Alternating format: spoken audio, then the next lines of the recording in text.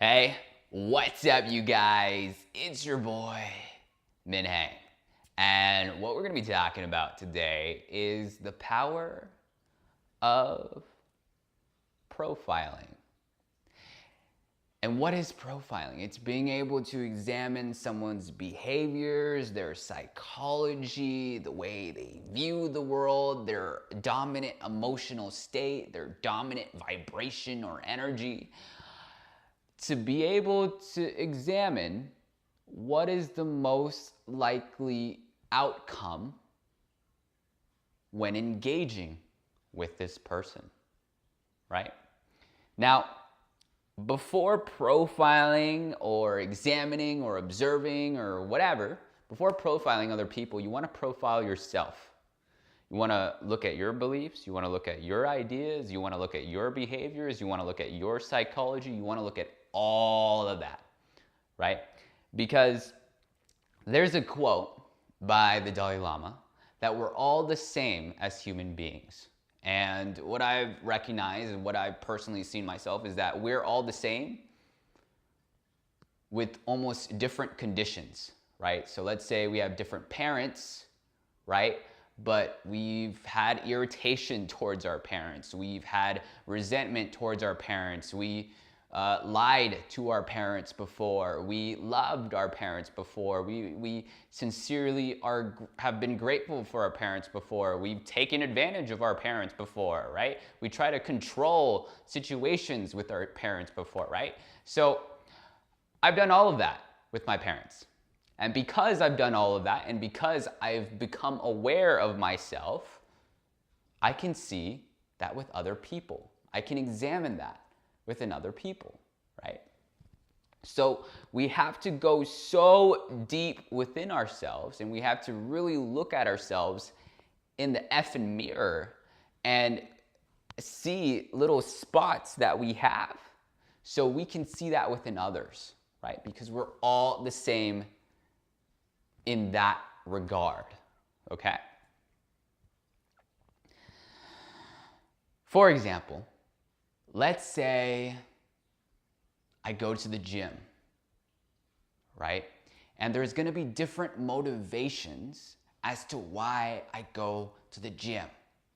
The first motivation is because I just look like a piece of shit, I look ugly, and then I go to the gym, right? So if I really examine the word choice of how I said that, examining the motivation, right, and the word choice, it says, I look ugly and I look fat, I'm so unhealthy, I'm gonna go to the gym, right? So the word choice of that kind of tells you kind of how I feel about myself psychologically, right? Now, there's word choice and then how I emotionally feel in my body, right? So if I'm saying it as a joke, right, I'm acknowledging the word choice, and the word choice actually has less weight because there's a lot of, because there's a dominant emotion in my body, which is kind of like a joking emotion inside of my body, right? So the word choice loses weight because the dominant emotion is almost a high vibrational, joyful, easy state in my body. So the word choice loses weight. But the word choice still carries weight, but it just loses more weight, right? Or let's say I go to the gym and I have the motivation of, you know what, I want to better myself, I want to grow myself, this is for myself, etc. Boom, right? So the word choice is stronger and the emotion behind it is a little bit stronger. So you're going to get almost a different kind of interaction from me. You're going to get a different personality from me. So like, let's say you came up to me at the gym, right? And I'm kind of like, oh, I kind of look ugly, I kind of look shitty. And I just kind of like, I'll have a conversation with you, but I may not I might get a little bit insecure about how you're looking at me and all that stuff. And like, maybe you're judging me. So that's going to make me more, that's going to make me have a little bit more aversion, make me want to kind of escape the conversation a little bit more, right? Or let's say you come up to me with the growth mindset. I'm gonna more likely gonna like talk to you. I'm gonna contribute to you. I'm gonna share a little bit ideas to you here and there, right? You're gonna get almost a different style of conversation just based on what my motivation was to go to the gym, right? Or let's say I am in a Barnes and Nobles, right? This is literally a true story. I was practicing the profiling skill set that I learned, and I see two socially awkward people, right? And I was literally I was trying to gauge how much anime they've watched, right? So I made two people, and they kind of have this like overly passionate, like, hey, and then kind of like still like kind of, you'll see like a slight like shrug in their voice, a slight anxiousness in their voice. So it's like, hello, it's like the anxiousness almost blocks out their way of speaking eloquently, right? So I'll see that, and because I see that, I can almost say, okay, this person really loves anime. Like really, like it's almost their life to some extent, and I can see that. But then I'll meet another person, they really like anime. They tell me they really like anime, but they don't necessarily have that like that voice where you kind of know that they've been on the computer for a long time, and they don't have that body language that says they've been on the computer, but they still like anime. And these are the kind of like, there's almost different spectrums of social awkwardness. Like they'll have like a good level of social awkwardness, but not enough where it's like a huge indicator, but it kind of shows you like they watch anime, but they're not like, it's not consuming their life, right? So people will give you like little information, little tidbits, and you can kind of guess their lifestyle. You can kind of guess their overall life, how they go throughout life day to day, just based on little things that they're saying, right? So there's this paradigm, or there's this belief of like, you can't really get to know a person in like 2 minutes.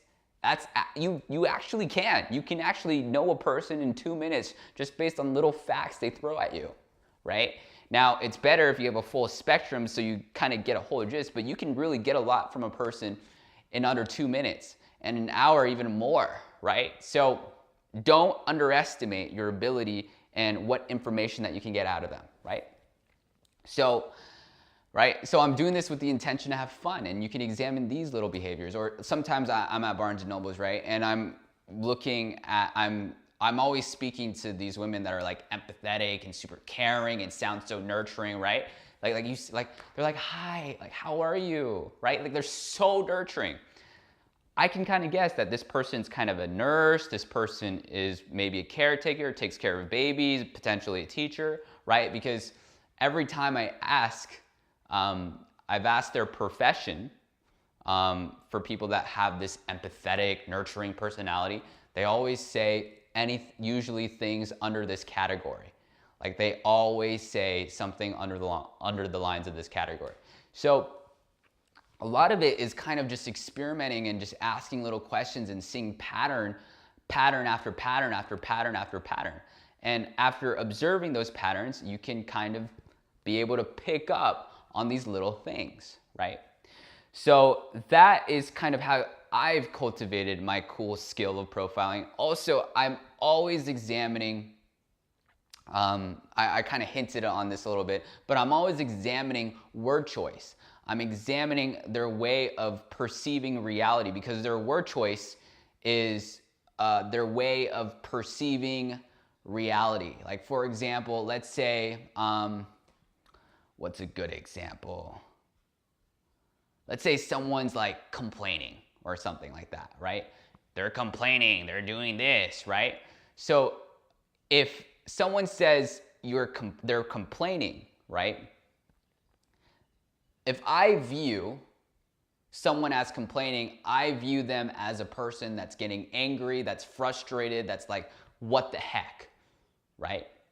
Like, what the heck? That's how I'm viewing this person. If I label a person as complaining, that's how I'm viewing, that's my perceptual reality of that person. But if I view that person as, oh, they're just giving me feedback, I see more of a person that's like, that's kind of well grounded in themselves and is willing, that wants to give, that wants to share information and wants the best for you. I see kind of that person, right? So the word choice that a person use will kind of show you where their perceptual reality is, right? That's what it does. So you have to be keen on these little word choices, because if there is because here's the thing, when someone is in a low emotional state, a low vibration, or anything like that, when someone is kind of angry, fearful, ashamed, judgmental, prideful, feeling like they're better than you, condemning, or just kind of like just feeling not enough within themselves and all that stuff, right? If that's their dominant emotional state, that's like a disease. The energy almost has a resonance with it. It emanates and it kind of latches onto you, right? And especially when these emotional states are with the people closest to you, you're gonna notice a particular reality start to come into your reality. It's almost like if they're the closest people to you, that like, because the energy almost creates its own reality. Like that low emotional state kind of conjures its own reality, right? And then you kind of conjure your own reality, and then these realities kind of like merge together, and like this is kind of the result that you get, right? So you have to be keen on, especially with people closest to you, on little things that they're saying. But now don't make it to the point where it's like you're constantly examining, you're constantly like, oh, I don't know if they're gonna say something like this. Like I've done that before. Like, oh my God, they're gonna say something like that, huh? Like what are they gonna do? You know what I mean? Like I do that all the time sometimes. So that's why I have to be careful before doing behaviors like this. That's why I had to make sure I had to prioritize the present moment. I had to prioritize my well-being, my happiness before anything else, before even examining behaviors in the first place. But if I'm observant enough, I can see a behavior that may potentially be sabotaging, right? And this is where the idea of boundaries kind of came into fruition, because when people come close into your lives, that's when you need to be able to create boundaries. That's when you need to be able to see and observe the toxicities of these little word choices, their little statements here and there, or the way that they behave here and there, or the way they're interacting with you here and there. You have to be able to observe this so you can be able to create boundaries towards that. And if you don't create boundaries towards that, you're gonna notice that kind of that toxicity starts proliferating throughout the actual relationship that you have with that individual, whether it's a girlfriend, boyfriend, friend, parents, right? It doesn't matter, right? It's just like you'll notice that toxicity start to proliferate if there is no boundaries being created. And I've been terrible at boundaries, right? So this is why I'm like cultivating this teaching, because I've been so terrible at boundaries, and just being able to examine these areas has been super important for my growth as an individual. And that's why I want to be able to share this to you guys, because I didn't know this. I was like, oh my gosh, what? You can observe these little characteristics, these little nuances and how they're interacting with you, and then basically create a boundary like that? Whoa. Okay, that's something new. Like, speak up about it, right? So that's why these things are so important, and to be able to examine a person's behaviors and little nuances as to how they're behaving towards you is beyond important, right? So to wrap it up, look within yourself. Examine yourself first. And as you start examining yourself, you can start seeing little aspects within other people, right? So number one, there are behaviors within yourself that you have to have boundaries towards, right? So if I created boundaries within myself, I'll be like, you know what? I don't want to eat pieces of chocolate. I don't want to watch TV. I don't want to procrastinate. I want to continue being in a state of presence, right? So I created those boundaries within myself. And as I start creating boundaries within myself, I'll start recognizing I'll start being able to recognize the choices that they've made, and how their decision making is going to end up creating sabotage for them, right? So that's why this is so important, to be able to examine little nuances and little behaviors, and to also, when you're first approaching a person, to not look at a person from the book. Like you got to go up to them first, and then see the nuances after. Because I've seen, like, because people's default way of walking throughout life is just regular, like, resting bitch face or whatever, right? Like, that's their default kind of way of going about life, right? That's their default way of going about life. So when I interact with them, or when I go up to them, sometimes that facial expression just completely shifts, and you're like, oh shoot, I didn't know, right? So you can never truly gauge a person, because they're in a default mode when they're just kind of walking about life. But sometimes they'll have different belief systems and different ideologies and different ways, different experiences. So when you go up to them, they're going to react to you a little bit differently when you go up to them, right? So this is how you're able to really see a person. We naturally all do this. We naturally read people, right? When a person drinks coffee, or when a person is dressing in a particular way, when a person is says like particular things, right? We naturally already do this. But to hone this skill as you're socializing with people, again, to also prioritize your own happiness, because I've had this skill where it's like it's taken away a little bit of my happiness.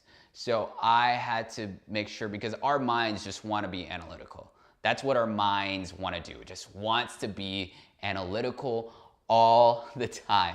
So don't let your mind run you. Don't let this profiling thing run you. But it's a very powerful thing to be able to observe people, and to really become a very observant person. And also, I kind of use this to like speak up. I think I've learned to just kind of like not tell people that I'm doing that, to not tell people that I'm observing. Like sometimes it gets weird in conversation when you say like this little statement, and they're like, what happened? So whatever. I learn along the way. I have no attachments to my actions. I just take action and I just see what happens, right? But I make sure every time I'm interacting with a person, they rise with me, right? So this is a very powerful tactic when being able to coach people, being able to guide people, being able to allow people to grow. It's a very powerful skill set. So if you can use this, you can become that guy that just gives advice to everybody, or be the woman that gives advice to everybody, because you know yourself so much, right? And especially when going up to people, you can actually be of service to people sometimes. So, hey, hope you guys enjoy this video. Allow the universe to guide you along the way to find the right people to be in your life. And I think we are done. Social synchronicity, social soul is out. Oh, and I also forgot one more thing. Before you profile people, you have to be in a neutral or like pleasant feeling in your body. Because here's the thing, when you have fear, when you have anger, when you have mistrust, when you have anxiety, you start distorting reality, and you don't want to distort reality. So before like observing someone and speaking up about something, right? You want to be able to be in a neutral, loving, compassionate, caring state, because when you're compassionate, you're understanding. You're taking the time to understand where they're coming from. And when you're understanding someone, when you're compassionate, when you're understanding, you go deeper. You understand them more deeply. And when you understand them more deeply, bang, that's when truth comes out. But when you're in fear, when you're in anger, you start distorting reality. When you take things personally, you start distorting your reality. And that distortion will not allow you to profile a person easily, will not allow you to examine a person easily, okay? So be able to be in a neutral state, or best state is a compassionate state.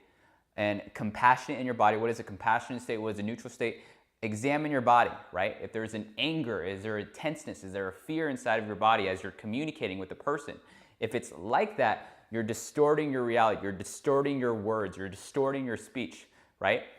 Any kind of emotion that are along those wavelengths, any kind of vibration along those wavelengths, right?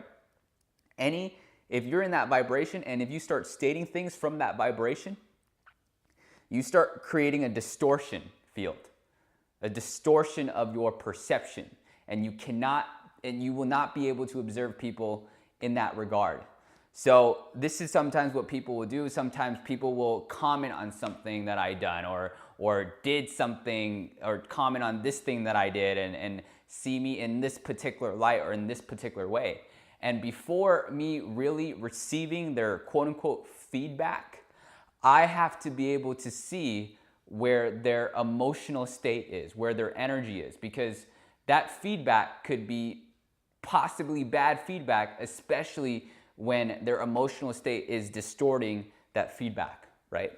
So you can't allow you gotta recognize where their emotional state is so you don't get bad feedback, and you gotta recognize where your emotional state is so you don't give bad feedback to other people, okay? So that's the last thing. I can't believe that was actually a really important thing that I can't believe I missed out on. But all right, now this video is done. Peace out, you guys. Hope you guys enjoyed.